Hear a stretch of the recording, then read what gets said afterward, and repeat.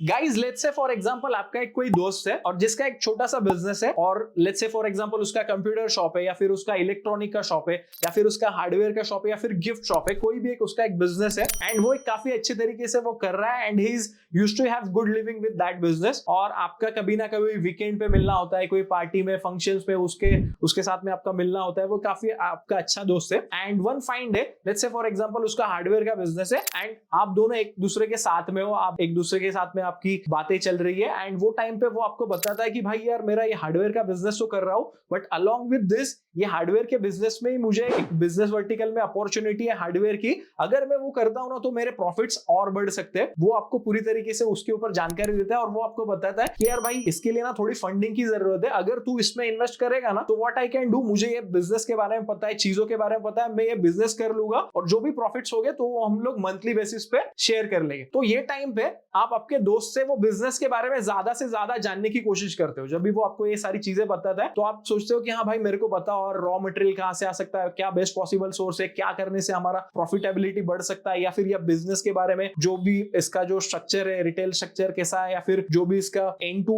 मतलब पीछे जो बैकग्राउंड में जो चीजें चलती है आप वो ज्यादा जानने की कोशिश करोगे, रादर देन आप इस पे फोकस करोगे क्या कि गवर्नमेंट की क्या पॉलिसी है, गवर्नमेंट की आरबीआई की करंटली क्या मॉनेटरी पॉलिसी है, या फिर इन्फ्लेशन रेट्स क्या चल रहे हैं, या फिर ऑयल के प्राइस में जो डेली बेसिस पे चढ़ा उतर रहते तो उसकी वजह से क्या हो सकता है। आप उस पर फोकस नहीं करते हो, आप सिंपली ये चीज के ऊपर फोकस करते हो कि हाँ भाई ये बिजनेस में एक्चुअली क्या होता है, यहां से हम लोग कैसे पैसे कमा सकते हैं, और तुझे ये बिजनेस के बारे में कितना पता है, सो दैट वी कैन ये बिजनेस को और स्केल कर सकते हैं। So same with the investing guys, when we are investing ना, so that time हमें कुछ इंपॉर्टेंट चीजों के ऊपर फोकस करना रहता है, बट हम लोग ये चीजों में फंस जाते हैं, प्रेडिक्शन जो इकोनॉमिक प्रेडिक्शन है ना उसमें हम लोग फंस जाते हैं कि यार भाई हाँ ये जो मॉनेटरी पॉलिसी या फिर इन्फ्लेशन रेट्स हो रही है, हमें क्योंकि न्यूज चैनल्स एंड ऑल पे यही सारी चीजें चलती रहती है, तो जिसकी वजह से शायद हम लोग उतने अच्छे तरीके से ये डिसीजन ले नहीं पाते। So we would be discussing that कि इन्वेस्टिंग के लिए सबसे इंपॉर्टेंट चीज क्या है जिसके ऊपर हम लोग फोकस कर सकते हैं एंड जो हमें आने वाले टाइम में अच्छे से अच्छे रिटर्न्स दे सकती है।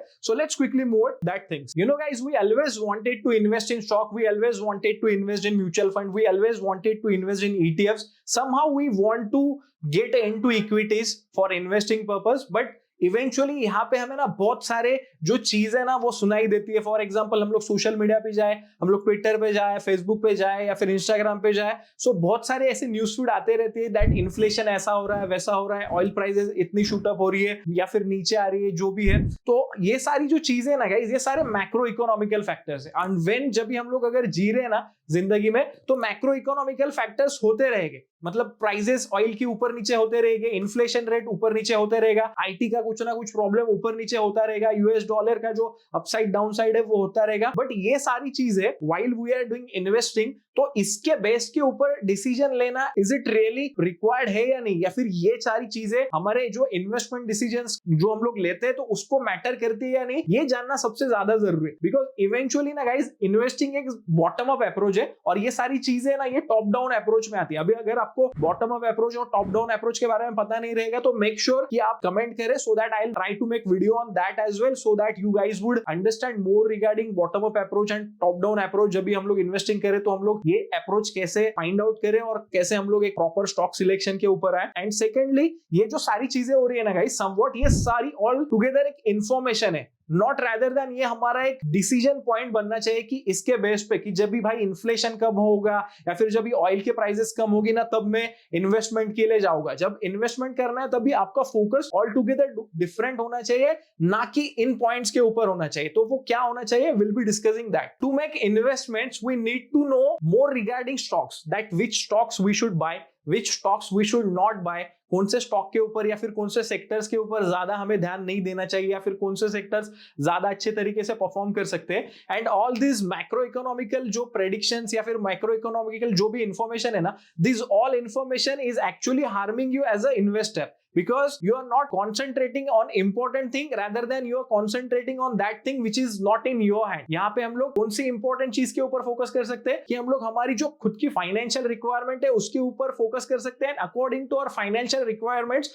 We can go toward stocks. When we are investing ना, सो दैट टाइम हमारा इन्वेस्टिंग के लिए ये डिस्कशन पॉइंट होना ही नहीं चाहिए कि मैक्रो इकोनॉमिकल फैक्टर्स क्या है, रादर देन हमारा डिस्कशन का पॉइंट ये होना चाहिए that which stock we should go for और which company is doing well, वो कंपनी किस तरीके से प्रॉफिट्स जनरेट कर रही है, वो कंपनी किस तरीके से रेवेन्यू जनरेट कर रही है, उनका प्रोडक्ट पाइपलाइन क्या है, उनके मैनेजमेंट का क्वालिटी क्या है, our management is focused on their work. So हमें ये चीजों के ऊपर ज्यादा फोकस करना है। जैसे जब भी हमारा दोस्त था वो हमें उसके एक बिजनेस की अपॉर्चुनिटी बता रहा था, तो वो दैट टाइम हम लोग वो बिजनेस को ज्यादा समझने में ज्यादा फोकस कर रहे थे कि भाई यहाँ की कैसा पैसा आ रहा है। हमें ये चीजों के ऊपर ज्यादा फोकस करना है कि वो जो कंपनी में हमें इन्वेस्ट करना है स्टॉक मार्केट में, वो किस तरीके से पैसा कमा रही है, वो कंपनी कॉन्स्टेंटली पैसा कमा रही है या नहीं। जब हमारा दोस्त हमें बताता है तो वो टाइम पे भी हम लोग वही समझने की कोशिश करते हैं कि भाई मैं मेरा पैसा डालूंगा तो इससे पैसा आएगा क्या, इसमें काफी अच्छे तरीके से चीजें हो रही है क्या, उसको वो चीजों के बारे में पता है या नहीं। तो जब भी हम लोग इन्वेस्ट भी करते हैं ना, उस टाइम पे भी हमें यही करना है that whether that company is doing well और not. Otherwise if you go with this particular things जो macro economical factors, then always we would be confused, हां भाई मैं इन्वेस्ट करूं या नहीं करूं, मैंने इन्वेस्ट किया है, कुछ न्यूज आया, नीचे आया स्टॉक, तो हमें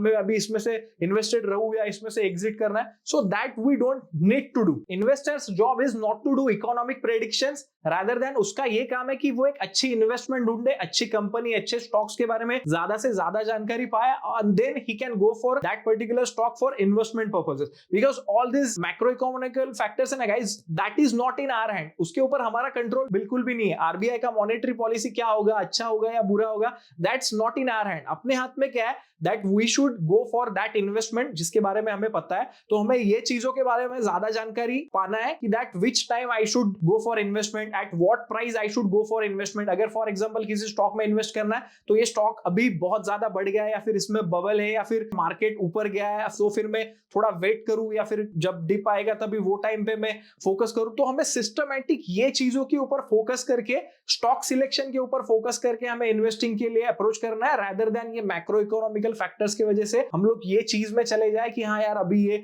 सही टाइम नहीं, या फिर ये चीजों पे ज्यादा फोकस करें और हम लोग स्टॉक सिलेक्शन पे बिल्कुल भी फोकस ना करें। So this we can do and with the help of that we can have a good return.